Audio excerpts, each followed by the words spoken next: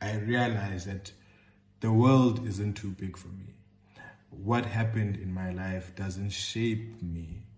What happened is just part of my journey, but it is not the end of my journey. And I encourage you, we come from different backgrounds and we've experienced a lot of things, sometimes painful things, sometimes very embarrassing things, sometimes things that want you to get into a hole and cover it. But even if that is the case, that is not the end, and that does not define you.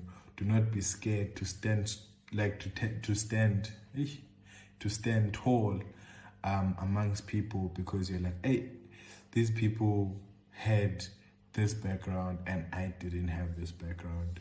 So always be proud of where you come from. Sometimes it's not nice, and sometimes one can say, oh, you're glorifying struggle.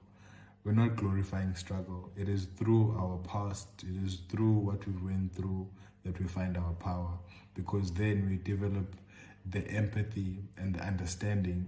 Sometimes when we get to a point where when we are leaders, we find the very same child who has went through what we went through. And that is the point, or that's the message that I'm trying to convey with the podcast. To say that I am a black child that comes from humble beginnings, and there are many out there who have had my own experience, and even worse sometimes. But they should also know that it is possible. Snallo did it, so I can also do it.